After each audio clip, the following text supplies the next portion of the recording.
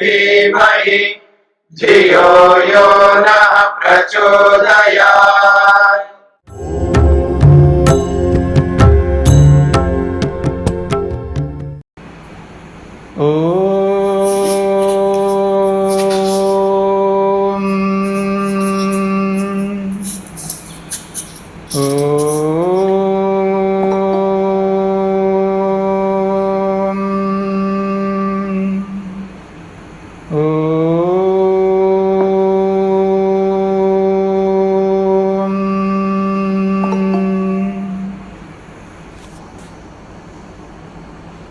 हाँ जी, तो हमारा प्रसंग चल रहा है कठोपनिषद का। प्रथम वल्ली पूरी हो चुकी है, द्वितीय वल्ली प्रारंभ हो रही है।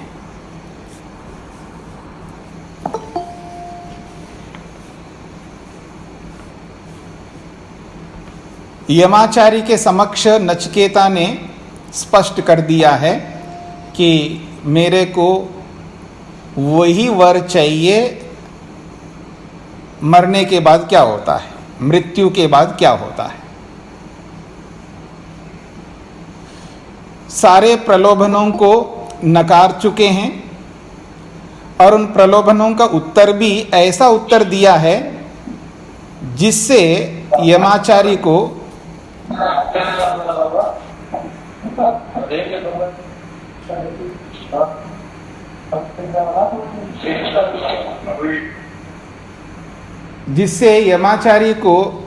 ये करना पड़ रहा है कि ये मानने वाला नहीं है और इसी वर को छोड़ नहीं सकता और योग्य व्यक्ति है। उसकी योग्यता को ध्यान में रखते हुए अब उन्होंने विचार कर लिया है, अब इसे बताना ही पड़ेगा। तो इस बात को ध्यान में रखते हुए यमाचारी जो है नचिकेता को अब बताने जा रहे हैं कि मृत्यु के बाद क्या होगा। तो द्वितीय वल्ली यमाचारी के उत्तर से प्रारंभ हो रही है। पहला श्लोक है, अन्यत् श्रेयो अन्यदुतैव प्रेयस्ते उभे नानार्थे पुरुषं सिनीतः तयो श्रेय आददानस्य साधु भवति ईयते अर्थाद यहु प्रेयो वृणीते। बहुत अच्छी अच्छी बातें कही जा रही है। अन्यत् श्रेयः अन्यत् उत एव प्रेयः ते उभे नानार्थे पुरुषं सिनीतः तयोः श्रेय आददानस्य साधु भवति हीयते अर्थात यवु प्रेयः वृणीते। वो कहते हैं यमाचार्य, अन्यत् श्रेयः, श्रेय अलग है। अन्यत् का मतलब है अलग है, भिन्न है, पृथक है। अन्यत् श्रेयः, श्रेय अलग है। फिर कहते हैं अन्यत् उत एव प्रेयः। उत शब्द जो है निश्चय करने के लिए आता है और एव का अर्थ है ही, निश्चय ही। प्रेय बिल्कुल अलग है। श्रेय अलग तो है, उससे बिल्कुल अलग प्रेय है। ते उभे, ये दोनों श्रेय और प्रेय ये दोनों नाना अर्थे पुरुषम सिनीतः, पुरुषम मनुष्य को नाना अर्थे, नाना अर्थ का मीनिंग होता है प्रयोजन, और नानार्थ का मतलब है अलग अलग प्रयोजनों में या अलग अलग प्रयोजन में। दो ही हैं यहाँ पर, श्रेय और प्रेय। तो दो अलग अलग प्रयोजनों में पुरुषम मनुष्य को सिनीतः जोड़ते हैं, लगाते हैं, या ये कहिए बांधते हैं। तो पहली पंक्ति में स्पष्ट किया है श्रेय अलग है और प्रेय उससे बिल्कुल अलग है, और ये दोनों श्रेय और प्रेय अलग अलग प्रयोजनों में मनुष्य को बांधते हैं, जोड़ के रखते हैं। दूसरी पंक्ति में कहा है तयो श्रेय आददानस्य साधु भवति, तयोः उन दोनों में से, किन दोनों में से? श्रेय और प्रेय, इन दोनों में से। कहते हैं श्रेय आददानस्य, श्रेय को स्वीकार करने वाला व्यक्ति को, श्रेय का स्वीकार, आददान से मतलब ग्रहण करने वाला, श्रेय को पकड़ने वाले व्यक्ति की या व्यक्ति को साधु भवति, साधु हो जाता है। साधु क्या होता है ये भी समझना है। यानी तयोः उन दोनों में से, श्रेय और प्रेय में से, श्रेय आददानस्य, श्रेय को अपनाने वाले व्यक्ति का साधु भवति, साधु हो जाता है। फिर कहा हीयते अर्थात या उ प्रेयः वृणीते, यह जो व्यक्ति, वो निश्चय से,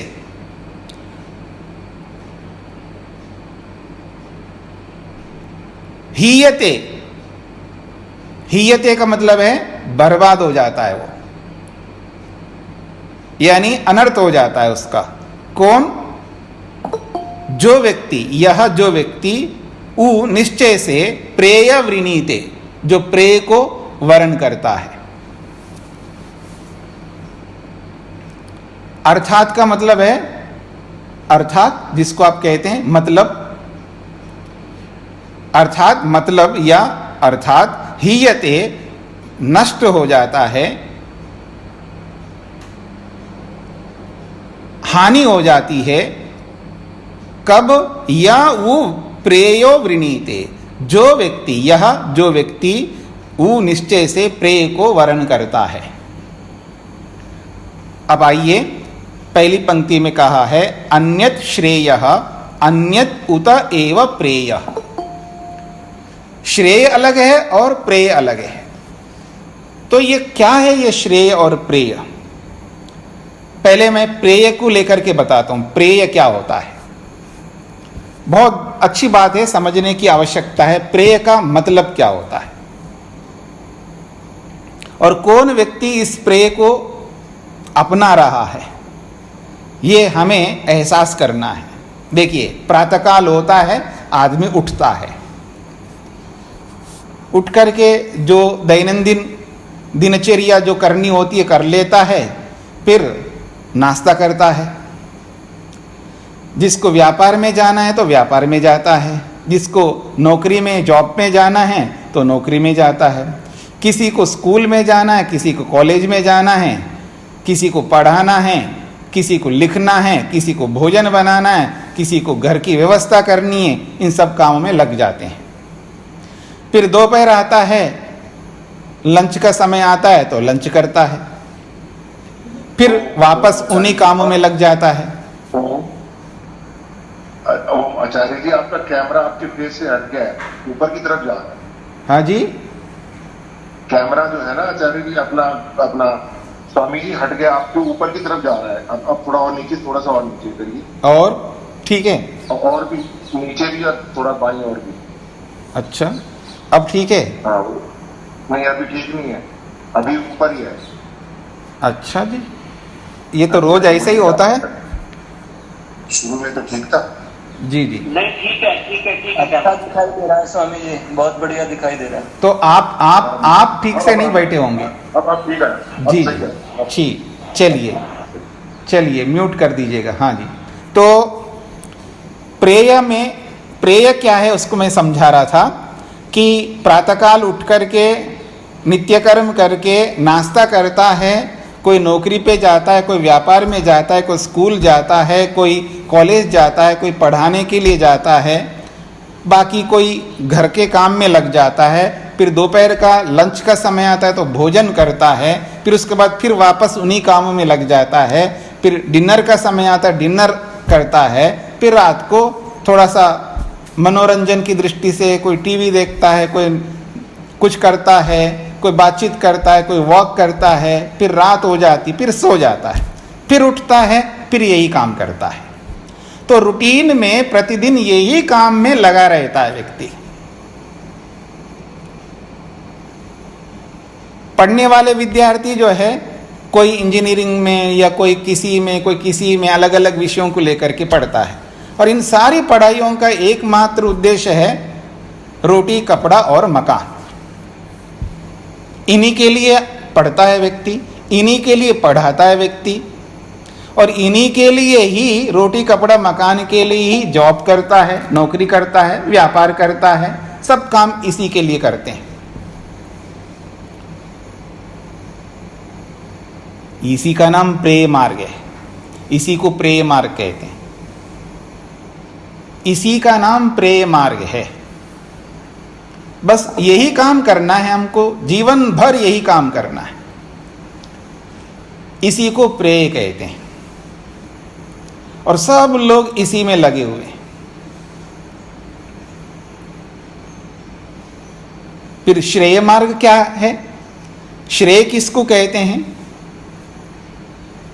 श्रेय में और प्रेय में ज्यादा अंतर नहीं है। श्रेय में भी यही काम करते हैं, लेकिन इन कामों को करते हुए कुछ अतिरिक्त भी करना होता है। जो मैंने अभी तक जो गिनाया है, इन सबको करते हुए वो अतिरिक्त कुछ करता है। क्या? आत्मा क्या है? आत्मा को समझने का प्रयत्न करता है, स्वयं को समझने का प्रयत्न करता है, और जिन साधनों के साथ जुड़ा हुआ है उन साधनों को भी समझने का प्रयत्न करता है। पर यह साधन और स्वयं को जो प्रस्तुत करने वाले परमपिता परमात्मा है, उसके बारे में भी विचार करता है। यानी परमात्मा को लेकर के, ईश्वर को लेकर के, आत्मा को लेकर के, साधनों को लेकर के भी विचार करता है। और जैसी जानकारी चाहिए, जितना ज्ञान चाहिए आत्मा के संदर्भ में, ईश्वर के संदर्भ में और साधनों के संदर्भ में, उतना ज्ञान इकट्ठा करने लगता है। और बहुत जरूरी है, आत्मा के विषय में, परमात्मा के विषय में, साधनों के विषय में यदि जानकारी नहीं है तो वो कर्म नहीं कर पाएगा जैसा कर्म चाहिए श्रेय में। जैसे कर्मों को करने से श्रेय में उसको वो उपलब्धि मिल सकती है, वो उपलब्धि करने के लिए वो जो कर्म करने होते हैं, जैसे कर्म, वो कर्म तब कर पाएगा जैसा ज्ञान होगा। तो वो रूटीन में हर व्यक्ति जो काम करता है उसी प्रकार जैसा वैसा ही कर्म करता हुआ, उसके साथ साथ ये भी करता है स्वयं के बारे में, ईश्वर के बारे में, साधनों के बारे में सूक्ष्म से सूक्ष्म जो भी जानकारी हो सकती है वो सारी जानकारी इकट्ठा करता है, जिसको कहते हैं हम स्वाध्याय। और जिसके लिए आप आगे उपनिषद में पढ़ेंगे कि कितना जोर दिया है स्वाध्याय को लेकर के। स्वाध्याय का अर्थ ही ज्ञान को एकत्रित करना, और वो सारा ज्ञान, इन तीनों पदार्थों से संबंधित ज्ञान एकत्रित करता है साथ साथ। चाहे वो नौकरी करता हो, चाहे व्यापार करता हो, चाहे वो पढ़ाता हो, चाहे घर का काम करता हो, इन सारे कार्यों को करते हुए इस ज्ञान को बटोरता रहता है, एक प्रकार से एकत्रित करता रहता है। तो जैसा ज्ञान एकत्रित करेगा उसी ज्ञान के अनुरूप फिर कर्म करने लगता है। यह बहुत बड़ी बात है। फिर वो कर्मों को करता हुआ उसका मन प्रसन्न रहेगा, शांत रहेगा, सहन शक्ति उसके पास रहेगी, धैर्य रहेगा, संतोष रहेगा, ये सब रहेंगे। फिर वो समय आने पर ईश्वर की भक्ति उपासना भी करेगा। तो ज्ञान, कर्म और उपासना को ध्यान में रखते हुए वो भोजन करेगा। मेरी बात को अच्छी तरह समझने का प्रयत्न करना है। ज्ञान, कर्म और उपासना को सामने रखता हुआ ही उसके अनुरूप ही उसका भोजन होगा, उसकी नौकरी होगी, उसका व्यापार होगा, उसकी पढ़ाई होगी, उसके घर के काम होंगे, उसके सब कुछ होंगे, इन्हीं तीनों को ध्यान में रख करके। यह है श्रेय मार्ग, श्रेय कहलाता है। और प्रेय मार्ग में क्या होता है? प्रेय मार्ग में जो मैंने गिनाए हैं, चाहे वो नौकरी है, व्यापार है, पढ़ाई है, पढ़ाना है, इनको ध्यान में रख करके वो ज्ञान प्राप्त करता है, उनको ध्यान में रख करके वो कर्म करता है। और उनको ध्यान में रख करके ही भक्ति करता है व्यक्ति। बहुत अंतर है दोनों में, समझने की बात है। नौकरी को, व्यापार को, पढ़ाई को, पढ़ाने को ध्यान में रखते हुए वो ज्ञान एकत्रित करेगा, उनको ध्यान में रखते हुए ही कर्म करेगा, और उनको ध्यान में रखते ही उसकी भक्ति होगी। और यहां उल्टा है श्रेय मार्ग वाले का, श्रेय को अपनाने वाले का, वो ज्ञान, कर्म और भक्ति को ध्यान में रखते हुए सारे काम करेगा। बिल्कुल उल्टा है। तो ये हमें तय करना है, ये हमें अनुभव करना है, ये अपने आप को ये देखना है, मैं किसके लिए ये सब कर रहा हूं। क्योंकि शास्त्र तो यही कहता है, ज्ञानान मुक्ति, ज्ञान से मुक्ति मिलती है। ऐसा ज्ञान जिस ज्ञान से व्यक्ति कृतकृत्य होता हो।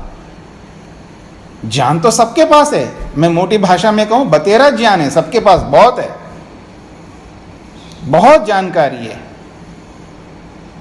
उस जानकारी का कोई अर्थ नहीं रहता है, क्योंकि उस जानकारी का परिणाम नहीं निकल के आ रहा है। तो यही कहना चाहते हैं, श्रेय बिल्कुल अलग है और प्रेय तो बिल्कुल और अलग है।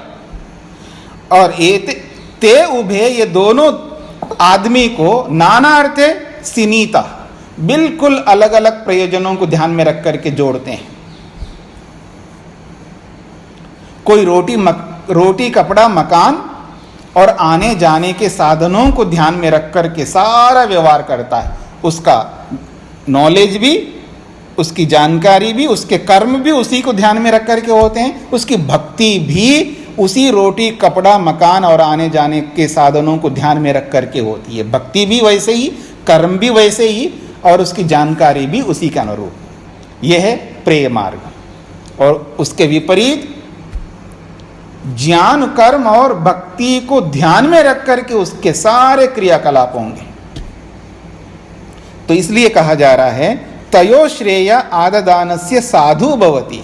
और उन दोनों में से, तयो उन दोनों में से, श्रेय और प्रेय उन दोनों मार्गों में श्रेय आददान से, जो व्यक्ति श्रेय को अपनाता है, श्रेय आददानस्य, श्रेय को अपनाने वाले व्यक्ति का, साधु भवति, उसका साधु होता है। देखिए जो साधु शब्द है ना, बहुत महत्वपूर्ण है। साधु शब्द बहुत महत्वपूर्ण है। आपने सुना है कल्याण, साधु कहो कल्याण कहो, एक ही बात है। हर आदमी चाहता मेरा कल्याण हो और सबका कल्याण हो, ये भी हम शब्दों से बोलते हैं। व्यवहार से कितना मानते हैं, कितना करते हैं, वो एक अलग बात है।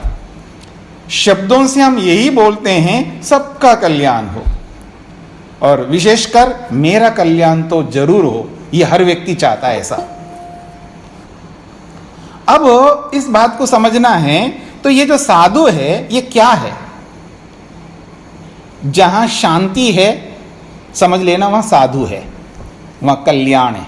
जहां शांति वहां साधु, जहां तृप्ति वहां साधु, जहां संतोष वहां साधु, जहां प्रसन्नता वहां साधु, जहां आनंद वहां साधु, जहां आत्मीयता वहां साधु, और जहां सत्य वहां साधु, जहां न्याय वहां साधु। सबके साथ आप लगा सकते। साधु का मतलब यही है। जो ऋषियों के बारे में हम सुनते, महापुरुषों के बारे में सुनते हैं, जब आशीर्वाद दिया जाता है तो कोई भी, आप भी आशीर्वाद देते हैं, हम लोग भी देते हैं, सारे लोग देते हैं आशीर्वाद। और जो अपने आप को बड़ा मानते, चाहे पिता के रूप में, माता के रूप में, दादा दादी के रूप में, भाई के रूप में, या जो भी अपने आप को बड़ा मानते सामने वालों से, तो हमेशा उनके मुंह से ये निकलता है आपका कल्याण हो। आशीर्वाद के रूप में ही दिया जाता है, चाहे वो जन्मदिन आए, चाहे वो वर्षगांठ आए, या कुछ भी है। हर व्यक्ति, बड़ा व्यक्ति, उम्र से बड़ा व्यक्ति हमेशा अपने से कम उम्र वाले को ये जरूर ये वचन आशीर्वचन में बोलते हैं। और बोलना भी चाहिए, पर वो कल्याण वहीं होगा जहां शांति है, जहां तृप्ति है, जहां संतोष है, जहां निर्भयता है, जहां स्वतंत्रता है, जहां प्रसन्नता के साथ में आनंद है, जहां आत्मीयता है, जहां सत्य है, जहां न्याय है, जहां पुण्य है। अब और सबके साथ, सब शब्दों के साथ जोड़ दीजिएगा, वही साधु है। तो कह रहे हैं तयो श्रेय आददानस्य साधु भवति, उन दोनों में से श्रेय को अपनाने वाले व्यक्ति का, आददानस्य श्रेय को अपनाने वाले व्यक्ति का साधु भवति, उसका साधु, उसका कल्याण होता है। फिर कहा हीयते, हीयते उसका विनाश होता है, उसकी हानि है। अर्थात याउ प्रेय वृणीते, जो व्यक्ति प्रेय को अपनाता है उसकी तो हानि ही हानि है। और क्या हानि होगी? धन की कोई हानि नहीं होगी, याद रखना। न मकान की हानि है, न धन की हानि है, न रोटी, न कपड़ा, और न आने जाने साधन, आने जाने के, इनकी कोई हानि नहीं होगी। हानि होगी तो शांति की, तृप्ति की, संतोष की, निर्भयता की, स्वतंत्रता की, प्रसन्नता के साथ में आत्मीयता की, इन सब की हानि होगी। उसके जीवन में न आत्मीयता है, न शांति है, न तृप्ति है, न संतोष है, न निर्भयता है, न स्वतंत्रता है, इन सब की हानि होगी।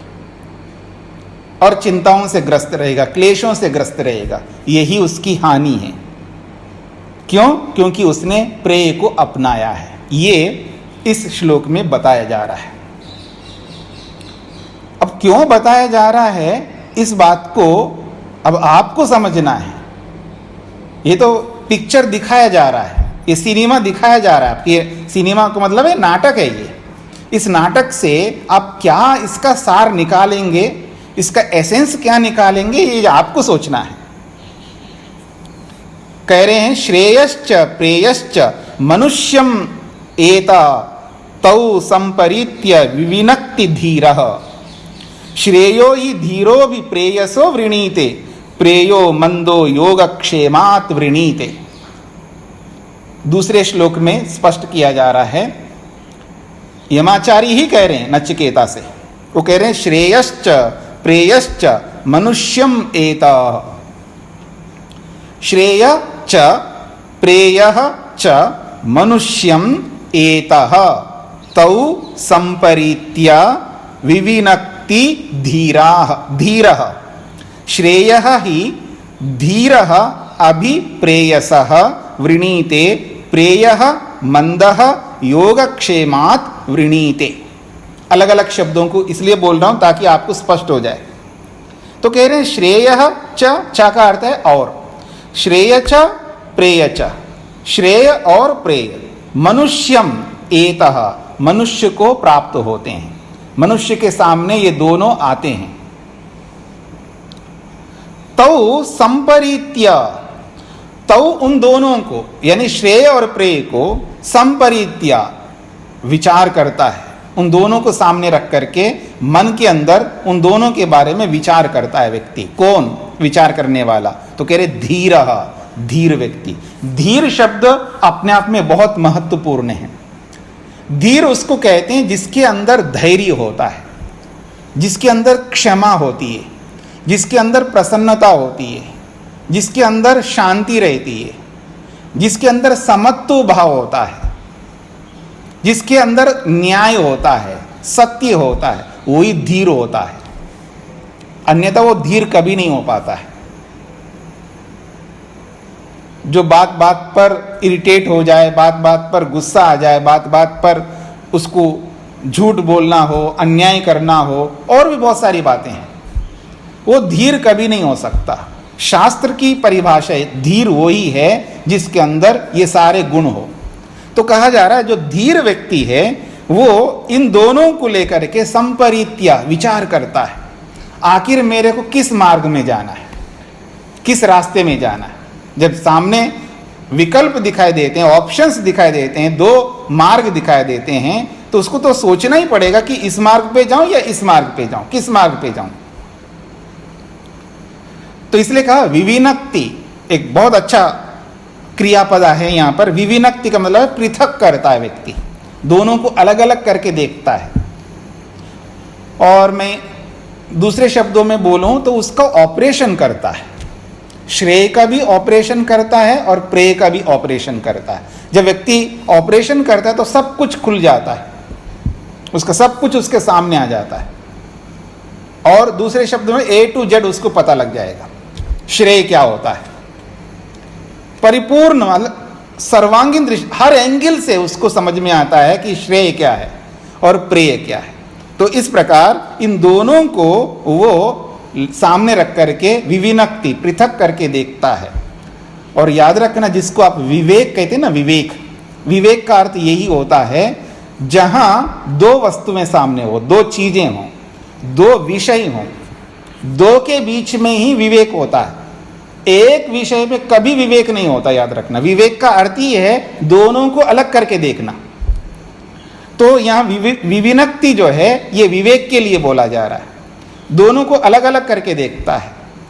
आपके सामने मीठा है और नमकीन है, तभी तो पता चलेगा ये मीठा है और ये नमकीन है। केवल मीठा ही मीठा हो तो आप उसको मीठा क्या कहोगे? जब आपको उसका विरोधी गुण सामने नहीं आए तो पता कैसे चलेगा? आपके सामने केवल दुख ही दुख हो तो सुख का पता ही नहीं लगेगा, या केवल सुख हो तो दुख का पता नहीं लगेगा। दोनों सामने होंगे तो पता लग जाएगा। तो ये जो विवेक है ये धीर व्यक्ति करता है। तो श्रेयः च प्रेय च मनुष्यम एता, मनुष्य को तो दोनों ही प्राप्त हो। एता का मतलब है प्राप्त होते हैं। श्रेय और प्रेय मनुष्य को एतः प्राप्त होते हैं। तो उन दोनों को जो प्राप्त हुए जो श्रेय और प्रेय है, उन दोनों को लेकर के धीर व्यक्ति संपरीत्या उस पर विचार करता है, मनन करता है, मंथन करता है, उनका ऑपरेशन करता है। फिर विविनक्ति दोनों को अलग अलग करता है। नहीं, ये तो श्रेय है, बिल्कुल यही श्रेय का मतलब यही होता है। ऐसे वो पृथक करके निश्चय करता है और इसको प्रेय कहते हैं। वास्तव में यही प्रेय है, ऐसा वो पृथक करता है। और पृथक करके क्या करता है? कह रहे हैं श्रेयो ही धीरो अभिप्रेयसा वृणीते। बहुत अच्छी बात कही है। धीरः, ये जो धीर व्यक्ति है वो प्रेयसा, धीरः ये जो धीर व्यक्ति है, प्रेयसः श्रेयो अभिवृणीते। वो धीर व्यक्ति प्रेयसा, प्रेय की अपेक्षा से, यानी प्रेय की अपेक्षा से श्रेय को अभिवृणीते वरण कर लेता है। जब दोनों को अलग करके देखता है और दोनों के बारे में उसको समझ में आता है, श्रेय इसका नाम है और प्रेय इसका नाम है, और दोनों की हानि क्या है, लाभ क्या है, वो सब ध्यान में रख करके जब सोचता है तो कोई भी व्यक्ति का मतलब जो धीर व्यक्ति, वो हानि को कभी नहीं चाहेगा। इसलिए वो क्या करता है? प्रेयसः श्रेयो अभिवृणीते, प्रेय की अपेक्षा से वो श्रेय को अभिवृणीते अपना लेता है, चुन लेता है, चूज कर लेता है। और फिर प्रेय को कौन चुनता है? तो कहा मंदः, मंदो योगक्षेमात् प्रेयो वृणीते। और मंद व्यक्ति, मंद का मतलब है जो धीर नहीं है, जिसकी बुद्धि इतनी चलती नहीं है, मतलब उसको देर से समझ में आती है। जब लुट पिट करके सामने आता है, उसके सामने बिल्कुल लुट पिट जाता है, ठोकर पे ठोकर खा जाता है, तब उसको समझ में आता है। और वो भी एक दो ठोकर से भी नहीं है, अनगिनत ठोकरें खा खा कर तब उसको समझ में आएगा, तब वो धीर बनेगा। उससे पहले वो मंद व्यक्ति है। उसकी परिभाषा है, मंद व्यक्ति वो है जो ठोकरें खाता रहता है। मतलब एक बार ठोकर खाया फिर भी समझ में नहीं आता, फिर दोबारा खाता है, फिर तीसरी बार, बस ठोकरें खाता रहता है, वो व्यक्ति है मंद। वो क्यों इस प्रेय को अपनाता है? कह रहे योगक्षेमात्, उसके सामने हेतु रख दिया, उसके सामने रीजन बताया कि वो क्यों उस प्रेय को अपनाता है। तो कहता है योगक्षेमात्। योग का अर्थ है अप्राप्त को प्राप्त करना, और क्षेम का अर्थ है प्राप्त किए की रक्षा करना। यह है योगक्षेम। उसको मकान चाहिए, उसको धन चाहिए, उसको नौकरी चाहिए, उसको व्यापार चाहिए, उसको ये चाहिए, बहुत दुनिया भर की चीज़ें चाहिए, उसको बहुत सारी चीज़ें चाहिए। और उनको देखता है, जब वो दिखाई देते सामने हैं, उनको प्राप्त करना चाहता है और उनको प्राप्त करने के लिए दौड़ता है और प्राप्त कर लेता है। अब प्राप्त कर लिया ना, फिर उसकी रक्षा करने लगता है, उनके पीछे लगा रहता है। तो ये जो योग और क्षेम जो है, इसको ध्यान में रख करके वो मंद व्यक्ति क्या करता है, प्रेयः वृणीते, वो प्रेय को वरण करता है। फिर प्रेय को वरण करके करेगा क्या, बस यही काम करता है।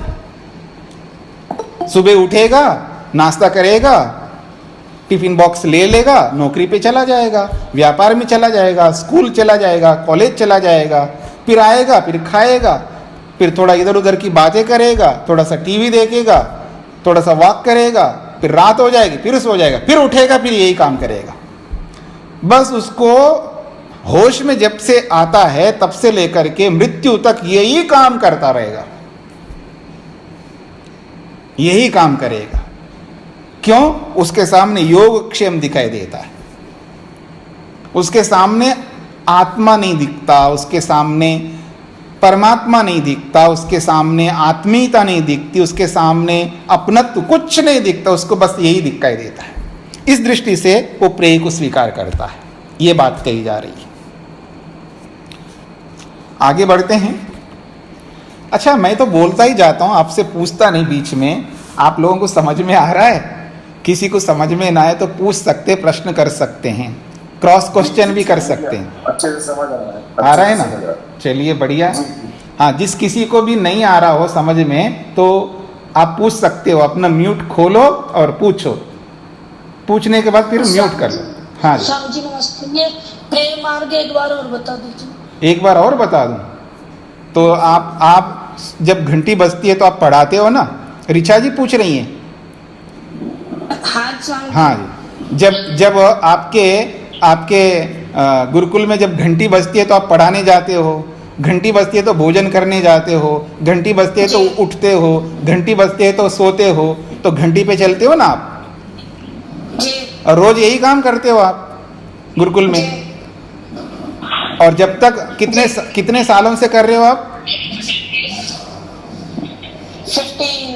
15 साल से आप कर रहे हो, तो 15 साल से यही कर रहे हो ना, और 60 70 80 साल यही काम करते रहना, इसी का नाम प्रेय मार्ग है।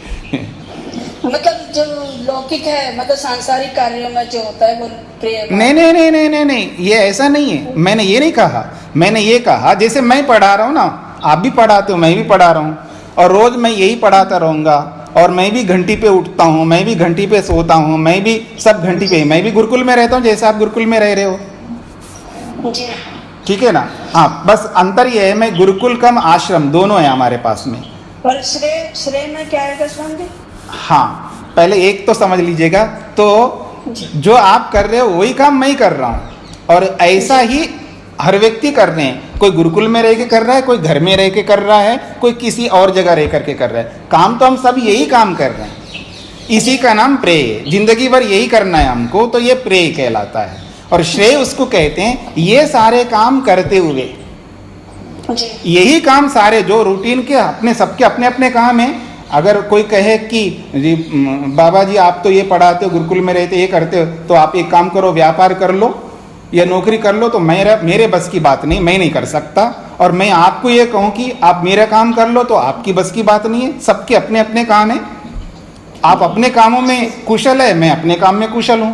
पर ये सारे के सारे काम करते हुए जीना और मरना, फिर पैदा होना, फिर ऐसे ही पढ़ाई करना, फिर ऐसे ही काम करना, फिर मर जाना, फिर पैदा होना, फिर ऐसे काम करते जाना, तो इसी का नाम प्रेय कहलाता है। और श्रेय किसको कहते हैं? यही काम करते हुए आत्मा को समझने के लिए, परमात्मा को समझने के लिए, और जिन साधनों का प्रयोग करता हूं उन साधनों को समझने के लिए टाइम लगाता है व्यक्ति। और समझना केवल शब्दों से नहीं समझना है, विवेक करना, जो यहाँ बोला जा रहा है विवेक, दोनों चीजों को सामने रख करके विवेक करना, श्रेय को और प्रेय को सामने रख करके विवेक करना।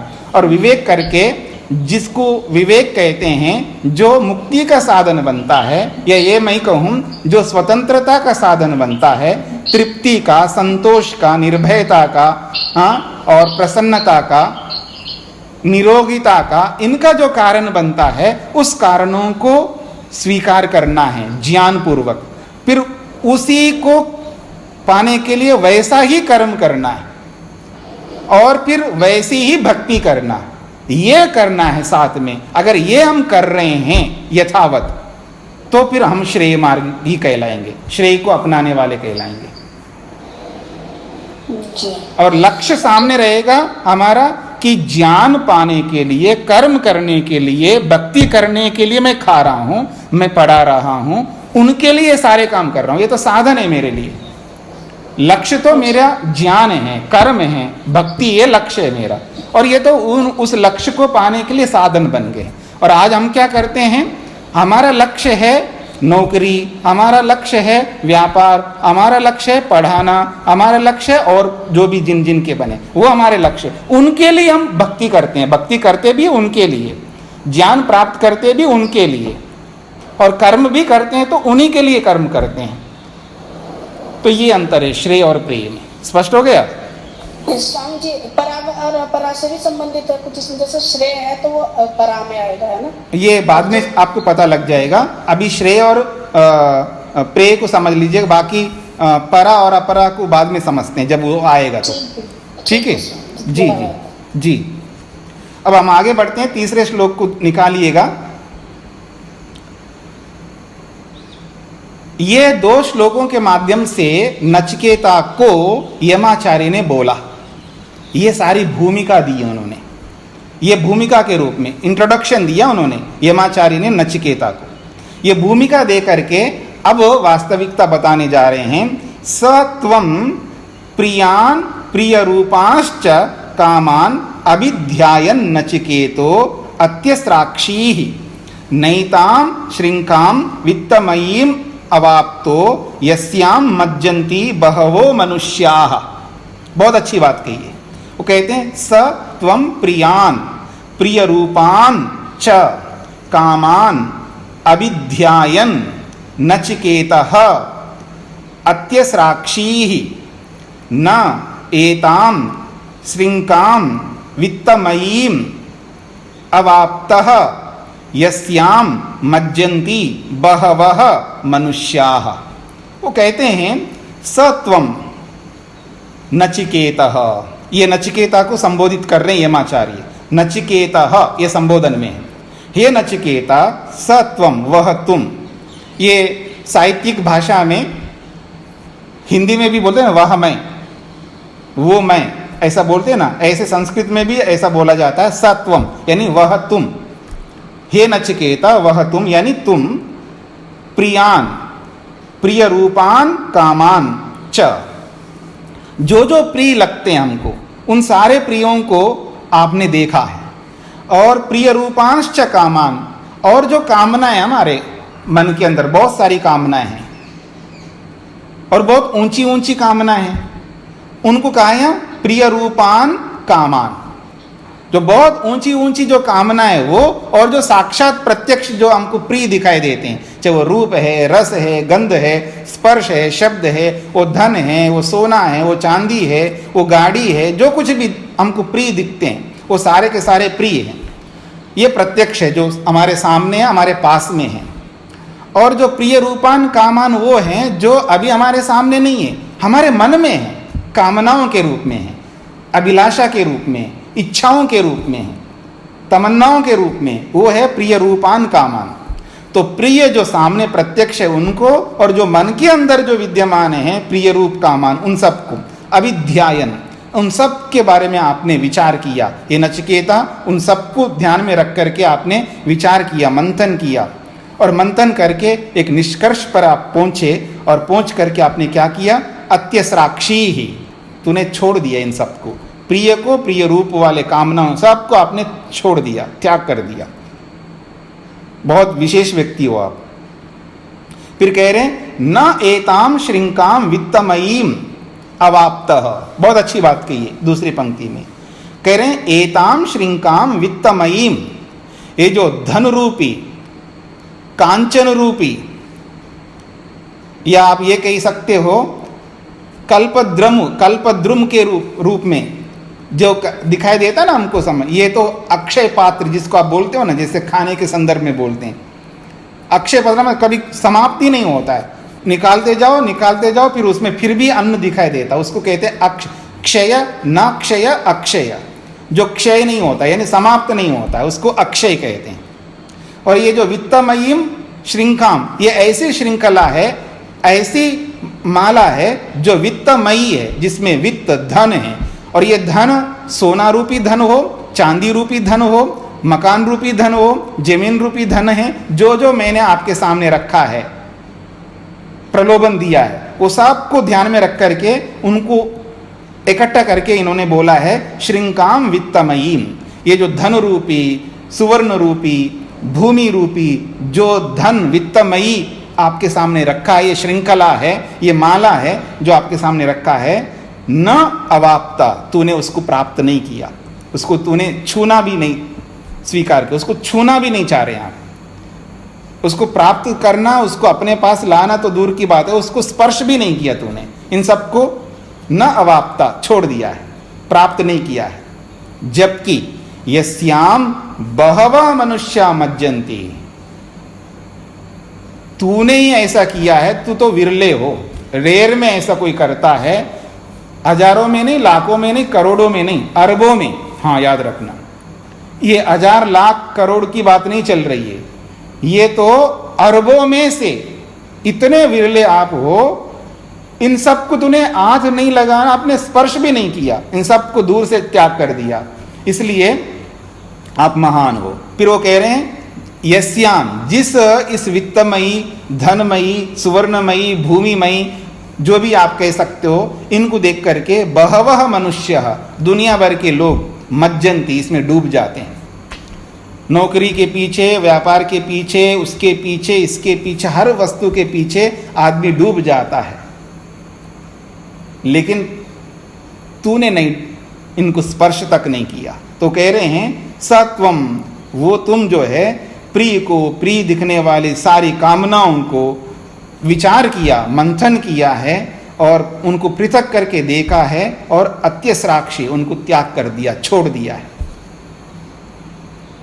बहुत बड़ी बात होती है, किसी को कहीं जाना हो, बेचारा बहुत परेशान हो रहा हो जाने में, और उसको कोई गाड़ी दे, कौन अभागा होगा, ना ले। और कोई साधन नहीं है, उसको जाना है जल्दी, उसको साइकिल दे कोई, कौन अभागा होगा वो साइकिल लेके ना जाए। जिसके पास कपड़े ना हो अच्छे और उसको कोई कपड़े गिफ्ट करे, कौन अभागा हो ना ले। सबके साथ जोड़ सकते हो आप, सबके साथ जोड़ सकते हैं। फिर आपके मन में फिर नहीं लेना चाहिए, लेना चाहिए, किसने मना किया नहीं लेना चाहिए। प्रश्न लेने ना लेने के पीछे नहीं है, प्रश्न ये है कि लेकर के क्या करेंगे, ये प्रश्न है। लेना मना नहीं है, सब मैं भी लेता हूं, नहीं तो कैसे जीऊंगा मैं। लेना मना नहीं है, पर उनको लेकर के यूज क्या करेंगे हम, उनका किस में यूज करेंगे, ये मुख्य बात है। वो श्रेय के लिए यूज करेंगे, प्रयोग करेंगे, या प्रेय के लिए प्रयोग करेंगे, किसके लिए प्रयोग करेंगे, ये मुख्य बात है। तो यही कहना चाह रहे हैं कि तूने उन सबको लिया नहीं है, इसका ये मतलब नहीं है कि उसको कुछ नहीं चाहिए। वो खाएगा भी, सोएगा भी, पहनेगा भी, आएगा भी, जाएगा भी, उसके बिना वो रहेगा कैसे। तूने नहीं लिया का यही अर्थ है, तूने केवल लेकर के और उसको ऐसे ही खाने पीने और मौज करने में नहीं लगाया। तुझे चाहिए नहीं ये सब, यानी तेरा टारगेट है, आपका जो लक्ष्य है, आपका जो उद्देश्य है वो श्रेय है। आपको आत्मा चाहिए, आपको परमात्मा चाहिए, और उस आत्मा और परमात्मा के लिए साधनों के रूप में चाहिए, इसलिए आपने उसको त्याग कर दिया है। ऐसा यमाचारी नचिकेता को कहना चाह रहे हैं। और एक बात कह रहे हैं कि दूरम एते विपरीते विशुचि अविद्याया च विद्या इति ज्ञाता। विद्याभीप्सिनं नचिकेतसं मन्ये न त्वा कामा बहवो अलोलुपंत। बहुत अच्छी बात कही है। वो कह रहे हैं दूरम एते विपरीते विशुचि अविद्या या च विद्या इति ज्ञाता। विद्याभीप्सिनं नचिकेतसं मन्ये न त्वा कामा बहवः अलोलुपंतः। तो कह रहे हैं दूरम, दूरम करते हैं दूर है। कौन? एते, ये दोनों। कौन है ये दोनों? विद्या अविद्या च। विद्या और अविद्या ये दोनों। और विद्या जो है श्रेय को कहते हैं और अविद्या जो है वो प्रेय को कहते हैं, क्योंकि प्रसंग वही है। तो विद्या जो है ये श्रेय है और अविद्या जो है ये प्रेय है। तो कह रहे हैं ये जो विद्या रूपी श्रेय है और अविद्या रूपी जो प्रेय है ये दूरम, बहुत दूर दूर हैं, पास में नहीं रह सकते। जैसे हमारी धरती और चंद्रमा बहुत दूर दूर है, पास में नहीं रह सकते ये दोनों। पास में रहेंगे तो हमें दुख मिलेगा। हमारी धरती और सूर्य बहुत दूर दूर है, सूर्य तो और ज्यादा दूर है, सबको पता है। ये पास में नहीं रह सकते, पास में रहेंगे तो दुख मिलेगा, और कुछ नहीं होने का, दुख मिलेगा, बर्बाद हो जाएंगे, जल के राख हो जाएंगे। दूरम, दूर दूर है ये। तो ठीक इसी प्रकार जैसे पृथ्वी के लिए चंद्रमा या पृथ्वी के लिए सूर्य दूर है, ऐसे ही ये श्रेय और ये प्रेय बहुत दूर रहते हैं, पास में रह ही नहीं सकते। तो कह रहे हैं दूरम एते, एते ये दोनों। और कैसे ये दोनों? विपरीते, दोनों बिल्कुल अलग अलग है। एक पूरब है तो एक पश्चिम है, ऐसा है। ये मैं दूसरे शब्दों में बोलूं, एक सांप है तो एक नेवला है, बनती नहीं है दोनों के बीच में। सांप नेवले के समान है, ये दोनों बिल्कुल अलग अलग है और बहुत दूर रहते हैं। सांप अपनी जगह बचा रहता है, सांप याद रखना है। नेवले के सामने कभी नहीं आना चाहता सांप, और नेवला भी बचा रहता है। दोनों को खतरा है, क्योंकि कभी कभी नेवला भी जीत जाता है, कभी कभी सांप जीत जाता है।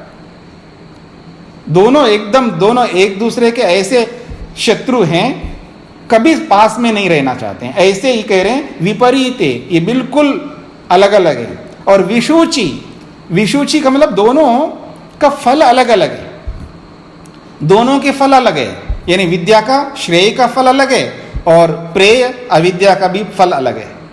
और विशुचि का ये भी अर्थ है दोनों टेढ़े हैं, एक दूसरे के साथ कभी जी इन दोनों की बनती नहीं है। जैसे बहुत सारे लोग होते हैं ना, है तो पति पत्नी है लेकिन क्या करें जी इन दोनों की बनती नहीं है तो दोनों मित्र हैं लेकिन दोनों की बनती नहीं है। या सास बहू है तो बिल्कुल नहीं बन सकती है ऐसा समझ लीजिएगा। मतलब मैं सबकी बात नहीं कर रहा हूं, एक अमूमन एक साधारण सी बात बोल रहा हूं। यानी दोनों ऐसे रहते हैं, नाक चढ़ा के रहते हैं बस एक दूसरे के लिए। तो ऐसे ही ये विद्या और अविद्या है, ऐसे ही श्रेय और प्रेय है। परंतु तुझे मैंने देखा, नचिकेता को कह रहे हैं यमाचार्य, तुझे मैंने देखा है क्या? विद्याभीप्सिनम नचिकेतसं मन्ये। मैं, मन्ये का मतलब मानता हूं। यमाचार्य कह रहे हैं मन्ये, मैं ये मानता हूं तुझे। क्या मानता हूं? विद्या अभीप्सिनम, विद्या को चाहने वाले। मैं आपको ये देख रहा हूं, तू विद्या को चाहते हो, तू श्रेय को चाहते हो। नचिकेतसं मन्ये, मैं ऐसा नचिकेता को देख रहा हूं, ऐसा नचिकेता को देख रहा हूं जो विद्या के प्रति ईप्सा है, अभिलाषा है। विद्या को चाहने वाले नचिकेता को मैं मान रहा हूं। मन्ये विद्या अभीप्सिनम नचिकेतसं मन्ये। नचिकेतसम ये द्वितीय विभक्ति का एक वचन है और विद्या अभीप्सिनम भी वही है। मतलब नचिकेता को मैं मान रहा हूं, नचिकेता को देख रहा हूं। क्या देख रहा हूं? विद्या की इच्छा करने वाले नचिकेता को, श्रेय की इच्छा करने वाले नचिकेता को मैं मन्ये देख रहा हूं, मान रहा हूं। फिर कह रहे नात्वा कामा बहवः अलोलुपंतः। एक बहुत बड़ी बात कही है। क्यों ऐसा मान रहा हूं मैं आपको? क्योंकि कह रहे त्वा, तुझे, त्वा का मतलब है तुमको, तुझे, कामा बहवह कामा, बहुत सारी कामनाएं, ऐसी ऐसी कामनाएं आपके सामने रख दी, वो सारी कामनाएं तुझे न अलोलुपंता, तुझे लुभा नहीं पाए। इतनी लुभावनी चीजें सामने रखी आपके सामने, लेकिन वो आपको लुभा नहीं पाए। जो आदमी स्कूटर पर, स्कूटी पर या बाइक पर जाता हो, जो ख्वाब देख रहा होता है कि काश मेरे को 4 व्हीलर मिल जाए, कैसे भी मिल जाए लेकिन 4 व्हीलर मिल जाए, ऐसे जो ख्वाब रखता हो और उसको अचानक BMW उसको सामने दे दिया जाएगा, ले भाई तू, कौन मना करेगा जी? कोई नहीं मना कर सकता। मतलब तुझे ऐसी ऐसी कामना, ऐसे ऐसे प्रलोभन तेरे सामने रख दिए, लेकिन बहवह कामा, बड़ी बड़ी सारी कामनाएं न अलोलुपंता, तुझे लुभा नहीं पाए। क्या आदमी होगा, कल्पना करके देखिएगा। आपने सुना होगा ना महर्षि स्वामी दयानंद सरस्वती के विषय में, उनके सामने बहुत सारे ऐसे प्रलोभन रखे थे। संत महंत लोग, मठाधीश लोग और बड़े बड़े लोग उनके सामने पता नहीं क्या क्या धर दिया था, लेकिन उन्होंने स्वीकार नहीं किया था। ऐसे सुनते हैं, और भी महापुरुष हुए हैं बहुत सारे, सबके बारे में सुना जाता है जो बड़े लोग हुए हैं। तो ऐसे ये नचिकेता है, उसके सामने ऐसे ऐसे प्रलोभन दिए हैं, लेकिन वो कह रहे हैं न त्वा कामा बहवा अलोलुपंत, बहुत सारी कामनाएं तेरे सामने मैंने रखा है और मैं जानता हूं इन कामनाओं को, लेकिन तेरे मन में एक रेखा की तरह भी इनके प्रति इच्छा, अभिलाषा, एक तमन्ना उठती है ना आदमी, कुछ तो अंदर अंदर की बात कौन जाने, ऊपर ऊपर से वाणी से आने जी मेरे को नहीं चाहिए। जैसे आपस में ऐसा होता है ना, कोई किसी के घर पे जाता है ना एज ए गेस्ट के रूप में, अतिथि बन करके, और उसके सामने बिल्कुल जैसे वो एंट्री करता है ना, तो अंदर से वो फ्रिज कुछ खुलते रहते हैं। वो प्रवेश किया, फ्रिज खुलता है, पानी आता है, कुछ पेय पदार्थ आते हैं, कुछ खाने के लिए आते हैं, कुछ ना कुछ आते रहते हैं, और उसके सामने परोसा जाता है, ऑफर किया जाता है। नहीं नहीं नहीं नहीं नहीं, अभी अभी खा के, नहीं नहीं नहीं अभी अभी पी के, नहीं नहीं नहीं बिल्कुल नहीं, अभी जस्ट अभी, वो बहुत सारी बातें करता है। वो मना करता रहता है, उधर ऑफर किया जाता है, मना करता रहता है, ऑफर किया जाता है, फिर अंत में खाई जाता है, पी जाता है। समझ रहे ना मन में क्या चल रहा होता है। अब मन में क्या है वो वाणी से नहीं बोलता, वो मन में कुछ और होता है, वाणी से कुछ और बोलता है, और जब वक्त आता है तो शरीर से कुछ और ही कर देता है। पर नचिकेता के लिए कह रहे हैं, कौन? यमाचारी। वो ये कह रहे हैं मैंने बहुत देखा तुझे, कितने कितने प्रलोभन तेरे सामने रखे हैं, और एक प्रकार से अलग अलग एंगल से रखा उन्होंने, अलग अलग ढंग से रख दिया उन्होंने। मतलब ऐसा आ सकता है रास्ते में, देखा नहीं आया तो दूसरा, तीसरा, ऐसे कितने प्रकारों से उसको घेरने का प्रयास किया है यमाचार्य ने। सबको उसने नकारा है, और केवल नकारा ही नहीं है, उसको ऐसा सटीक, जिसको आप बोलते हैं टिट फॉर टैट, जैसा आपने कहा वैसे उसके उसी जैसा ऐसा उत्तर दिया, तो यमाचार्य को चुप होना पड़ा। हर दृष्टि से उसको घेरने का प्रयास किया, लेकिन उसके चुंगल में नहीं फंसे नचिकेता। इन सारी बातों को ध्यान में रखते हुए यमाचार्य कह रहे हैं उनको, न त्वा बहवह कामा अलोलुपंता, ये सारी की सारी कामनाएं जो मैंने आपके सामने रखी, लेकिन तू उन कामनाओं के चुंगल में नहीं फंसा, वो लुभा नहीं पाया आपको। ये बहुत बड़ी बात है नचिकेता के लिए। यमाचार्य के द्वारा बोलना, मृत्यु के द्वारा बोलना, ये बहुत बड़ी बात है। तो इसलिए कह रहे हैं विद्या और अविद्या जो है बहुत दूर दूर रहते हैं, श्रेय और प्रेय जो है बहुत दूर दूर रहते, पास में रह ही नहीं सकते। और अक्सर आदमी क्या करना चाहता है, उसको ऐसा लगता है मैं दोनों नावों में पांव रखूं, यानी इधर श्रेय को भी पकड़े रखूं, इधर प्रेय को भी पकड़े रखूं। प्रेय को भी नहीं छोड़ना चाहता है और श्रेय को भी नहीं छोड़ना, उसको ऐसा लगता है मैं दोनों को साथ लेके चल सकता हूं, ऐसा आदमी को लगता है। दो रास्तों में एक साथ, एक समय में दो रास्तों में नहीं जाया जा सकता, ये क्यों नहीं समझ में आता व्यक्ति को। मतलब दो रास्ते, एक गाड़ी एक है और दोनों मार्गों में एक साथ जाना चाह रहा था, एक ही टाइम में जाना चाह रहा है व्यक्ति। उधर श्रेय भी हाथ में पकड़ने रखता है, इधर प्रेय भी हाथ में पकड़ के रखना चाहता है। एक हाथ में श्रेय को, एक हाथ में प्रेय को रखना चाहता है। यह संभव नहीं है, पर यह समझ में नहीं आता व्यक्ति को। इसलिए यहां कहना चाह रहे हैं दूरम, ये बहुत दूर दूर रहते हैं जी, पास में रह ही नहीं सकते। ये भूल जाओ, मन से निकाल दो कि थोड़ी देर प्रेय को पकड़ के रखता हूं, थोड़ी देर श्रेय को पकड़ के रखता हूं। ये पास में रहेंगे नहीं तो कैसे पकड़ के रखोगे? ये पास में रहने वाले है ही नहीं, बिल्कुल, ये बिल्कुल दूर रहते हैं। इसलिए कहा दूरम एते विपरीते, ये बिल्कुल एक दूसरे के विरोधी है और बहुत दूर रहते हैं। सूर्य को तो थोड़ी देर के लिए बुला देते हैं कि जैसे पृथ्वी और चंद्रमा की तरह बहुत दूर हैं। इसलिए हम धरती पे बैठ करके जब चंद्रमा को देखते हैं तो चंद्रमा ऊपर दिखाई देता है, वास्तव में देखें तो ऊपर होता ही नहीं है। दूरी के कारण से वो ऊपर दिखाई देता है। तो ऐसे ही ये बहुत दूर रहते हैं। कौन? श्रेय और प्रेय, पास में कभी नहीं रह सकते। तो भूल जाना है हमें, दिमाग से, मन से हटाना है, वाणी से भी हटाना है और शरीर से भी हटाना है कि दोनों को साथ में ले चलूंगा मैं। नहीं चल सकते, एक को पकड़ना होगा, या तो श्रेय को पकड़ो या प्रेय को पकड़ो। इसलिए कहना चाहते हैं ये दूर दूर रहते हैं। और मैं आपको ये मानता हूं, कह रहे हैं विद्या अभीप्सिनम नचिकेतसम मन्ये।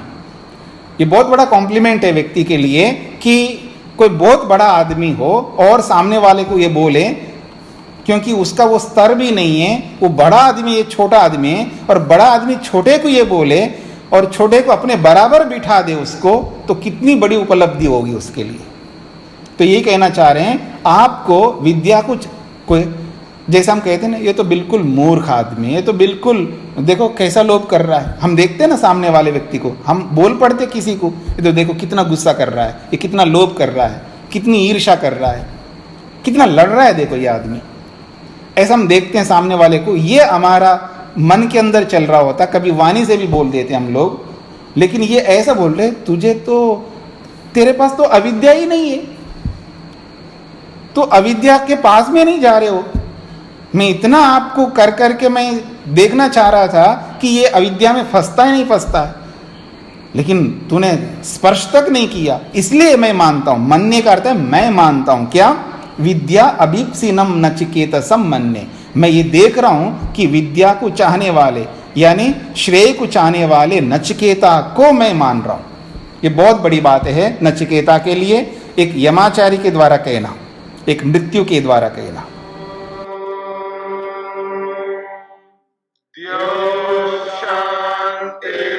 शांतिरंतरिक्षं शांति पृथिवी शांतिरापः शांतिरोषधयः शांतिः वनस्पतयः शांतिर्विश्वे देवाः शांतिर्ब्रह्म शांति सर्वं शांति शांतिरेव।